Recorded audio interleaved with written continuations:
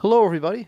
I'm John Locke, and I'd like to welcome you to the LockeInYourSuccess.com Trading Performance Podcast, where it's all about real traders, real problems, and real coaching. Listen up and enjoy the segment. One of the things I like to do as far as trade debriefs for you guys who are newer to this is I like to go in and I'm going to retrade a trade regardless of whether it made money or not. So I want to make sure I had a plan going into the trade. Again, that plan for our more advanced traders is going to include maybe a lot of flexibility. For our beginner guidelines traders might include no flexibility, but I want to make sure I had a plan for the trade. I want to make sure that I am honoring the plan that I made for the trade. I want to make sure that the plan was good. So one of the things I like to say in general is have a plan for the trade and trade your plan. If the trade didn't work out or you didn't like the plan, go back and change the plan and then trade your plan. You're never going to know if your plan has deficiencies. You're never going to know if your plan has things in it that you don't like about the strategy unless you actually trade it through and you actually honor the plan. And then if you find out you don't like the plan, then that's fine. Or if it needs something else, or it needs a little bit of flexibility here, it needs more rigidity there, you can go in and you can make the change to the plan, and then you follow your plan. Following your plan is going to allow you to trust yourself to do what you need to do at the times when you're going to need to do it. So traders have psychological problems because, number one, they're not willing to take on the normal risks or the needed risks in order to trade. I mean, whenever you trading is a bit of a gamble. The reality is it might be high probability, but the reality is you're risking a certain amount of money in order to make a certain amount of money. If you're not willing to lose that money, you're going to trade poorly. So willingness of a loss of a responsible size of the position that you have on, depending on how your trading is. It could be 100%, it could be 2%, depending on, again, what your dynamics are within your trading strategy. But you need to be willing to do that. And then once you're willing to do that, you need to be able to trust yourself to take the actions you need to take in order to get out of the trade or not damage yourself through trading. If you have integrity with yourself, if you're willing to take that loss, and you know without a doubt that no matter what happens, you are going to make sure that you are within that acceptable number.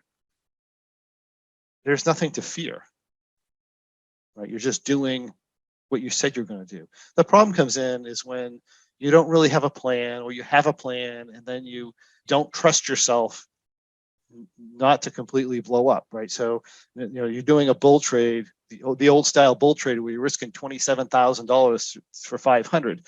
That trading strategy works fantastic over time, so long as you get out when you need to get out.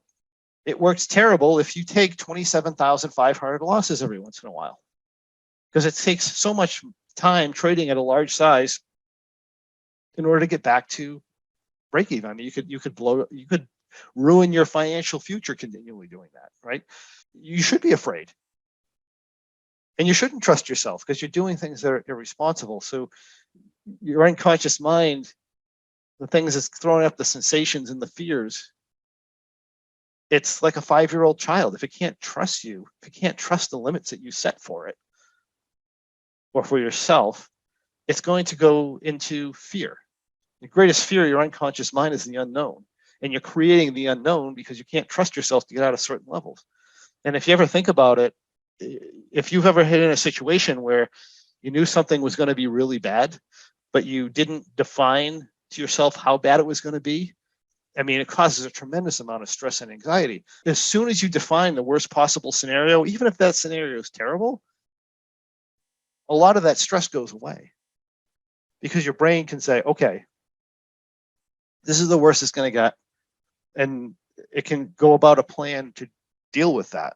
But when it's unknown, it just goes into these loops of fear that loop around and around and around and around. And it gets worse and worse, and anxiety increases until it forces you to do something, right? And most of the time, whatever you're doing is going to be irrational. So just having that structure in place, again, the willingness to take whatever amount that you're risking in order to do your trade, and the integrity to get out of it. That's perhaps one of the most important elements of trading. And that should definitely be in your trading plan. It should definitely be in your journaling, as well as the thoughts and reactions on price. at certain levels and what you're going to do at certain levels. And again, as you do the process, you'll increasingly get better at your plan, and you'll increasingly get better at journaling, and you won't get overwhelmed with journaling so much, because now you are only journaling things you really need to, and that are going to benefit you. And